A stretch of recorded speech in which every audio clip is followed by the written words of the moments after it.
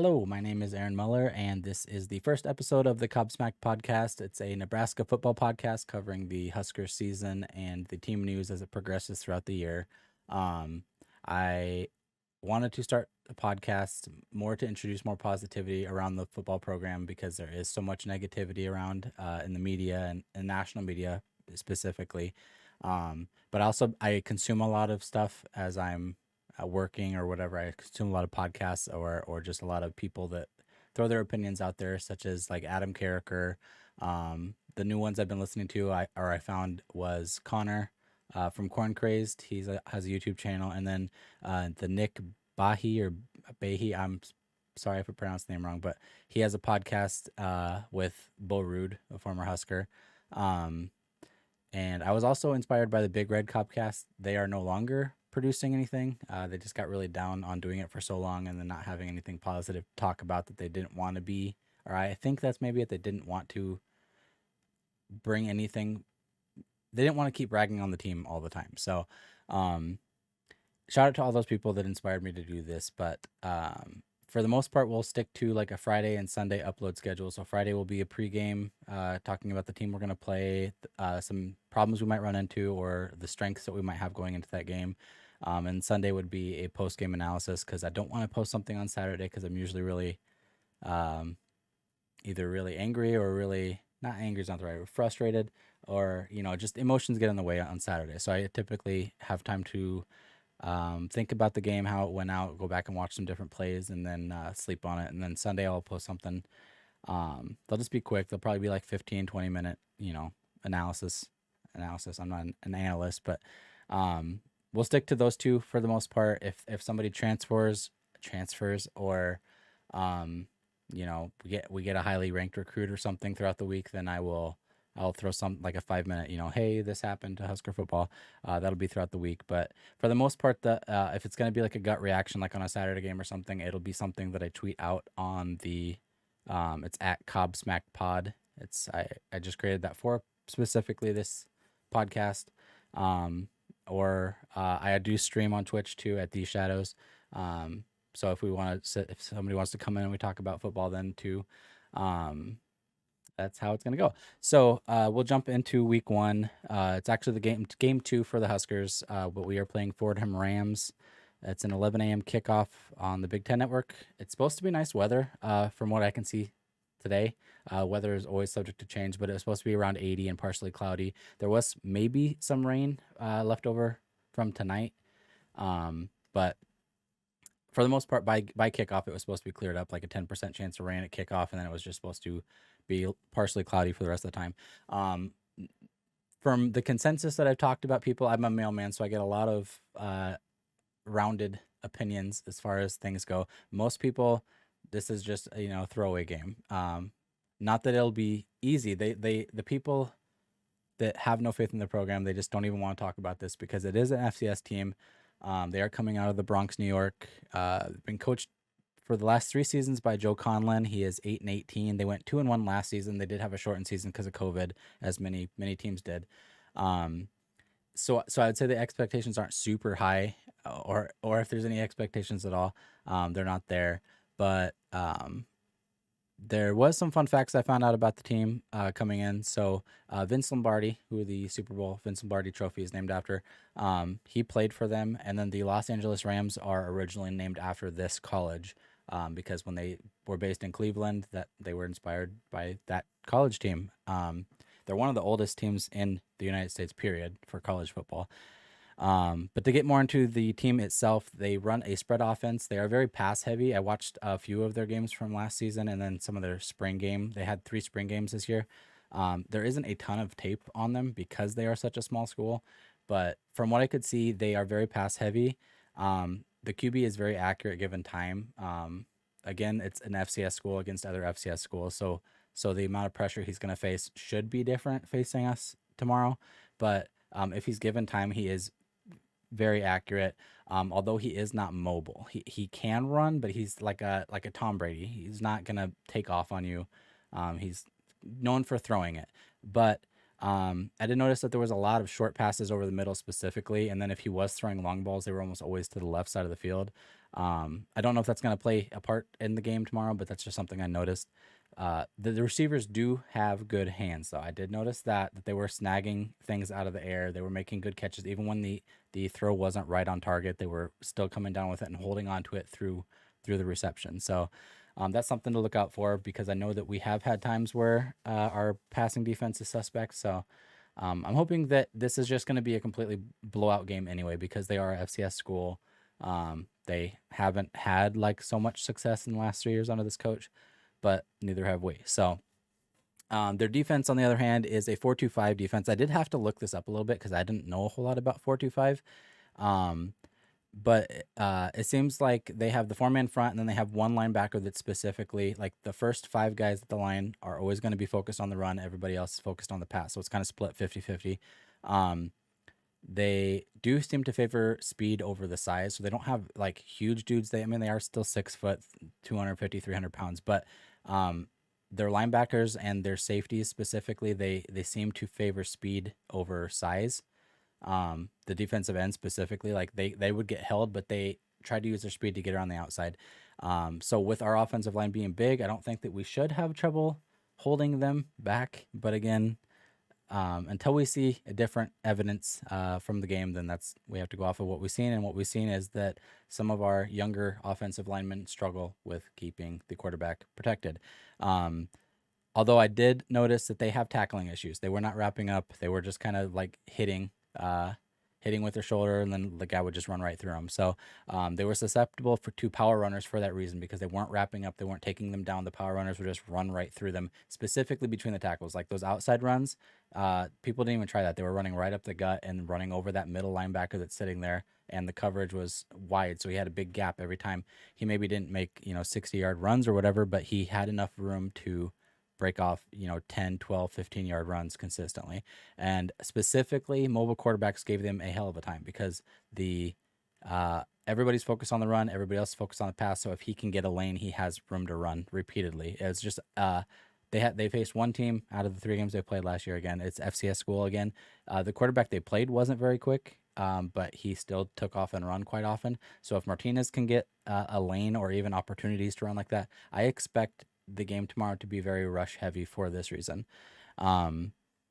They special teams, on the other hand, nothing to write home about. They can kick okay, and they were quick on special teams as they were on defense and offense. Quick but not big, so they weren't blocking a lot of punts, but their returning was fine. Kicking field goals was fine. They had a fairly decent kicker. But really the only notable player, so we'll have this section where I'll name notable players that we're going to go against, just so you can keep an eye out for that person. They only really had one, and it was their senior linebacker, Ryan Greenhagen. He was one of the top FCS. Again, he's FCS, but still, he's one of the top defensive players in the country at the FCS level. He came back. He's a senior. He seemed big. He seemed like a big dude, and he was after the ball all the time.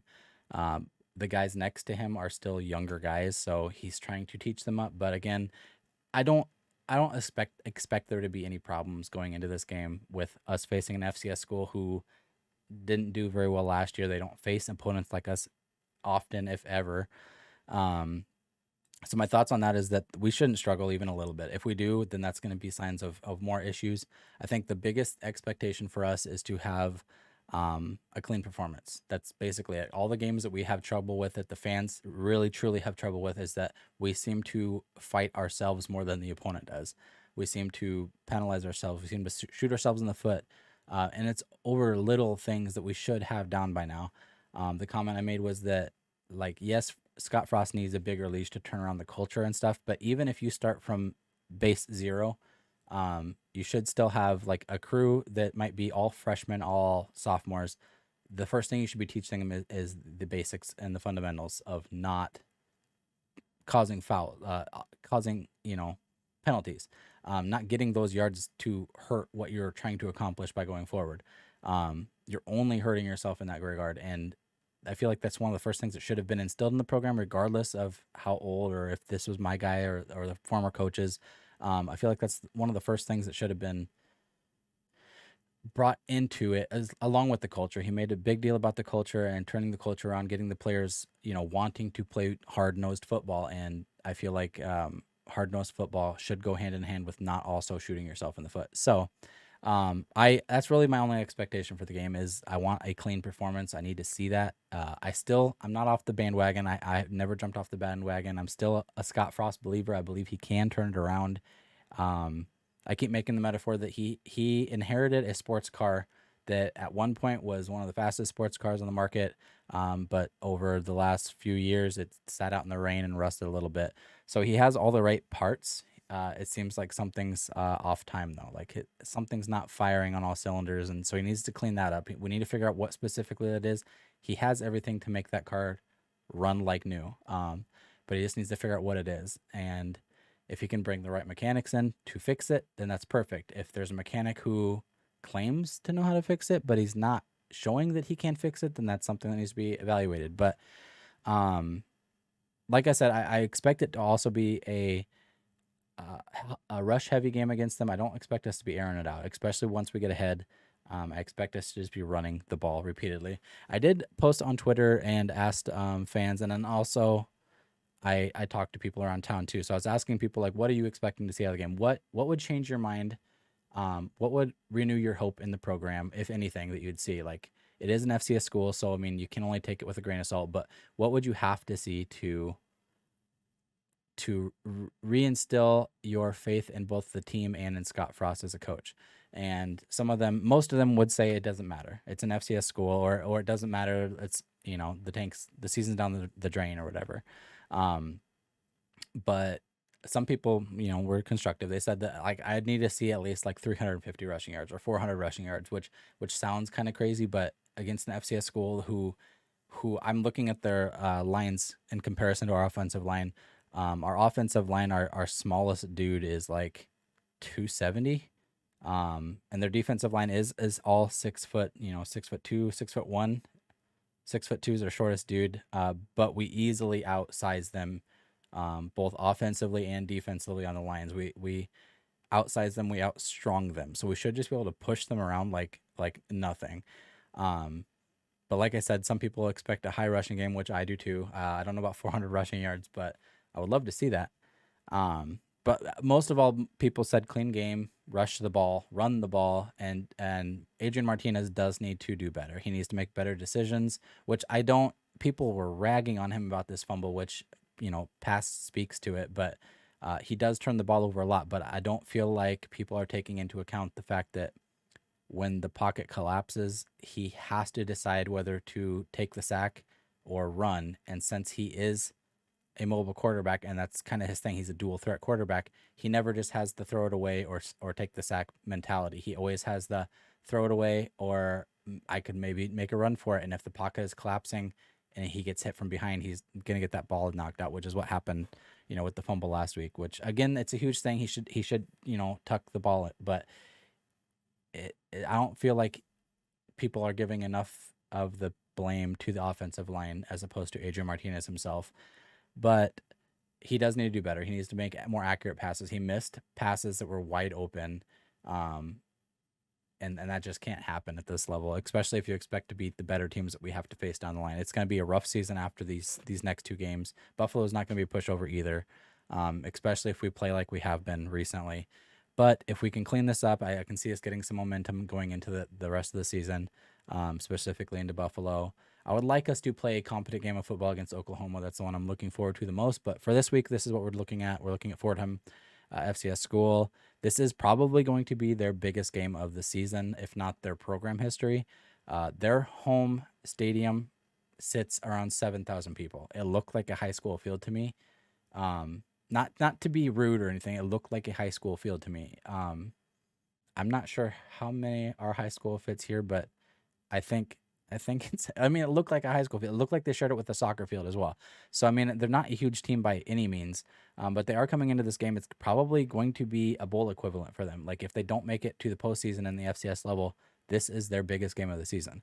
So they're going to go from a home field that sits 7,000 to a Memorial Stadium, which can hold 90,000. It won't be that full. Tickets sold out, whatever. But It'll still be a ton of people compared to what they're used to, a ton of noise, and it's all for the person they're facing, the team that they're facing. So they're going to be fired up for that period. As soon as the shock and awe wears off, but they'll be fired up to play there. It's just a football game, but they're gonna treat it like a bowl game at the beginning of the season. And that senior linebacker that I talked about, he made the same comment. He said that we've played in other schools, which again it's FCS level, so nobody's as big as the Huskers are, but we've played in big stadiums, and at some point in the game you just kind of play football. And they have had things going on in New York. There's a lot of flooding going on where they're at.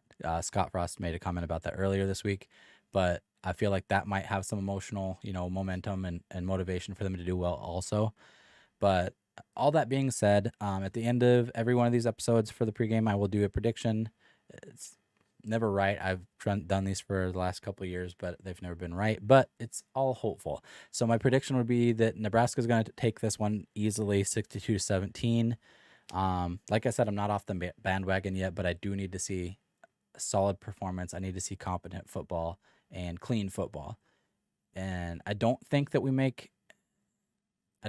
the amount of mistakes we make is outrageous, but the timing of them is outrageous. And the thought process, Cam Taylor-Britt made that horrible decision to go past the 5, let alone the 1, let alone go into the end zone with that punt return from last week. It was just, the Nick Bahi podcast, they made this comment too. They said that it wasn't a lack of confidence that he did that. It was he had too much confidence. He thought he could make a play out of that. But the rules and the things that you are taught in practice tell you if it goes that far back, just let it go. But again, he's trying to make something happen. Same thing that Adrian does when he's forcing the ball, whether throwing an interception or he's trying to run when he shouldn't. He's trying to make something happen because they all are in the same boat. They all want to start winning games. And so I think that, that's something to take into consideration. These are all still college guys. They all want to win just as much as we do, if not more. We're all just fans. We're not putting in the physical, effort. We're just putting in our time and our money, essentially.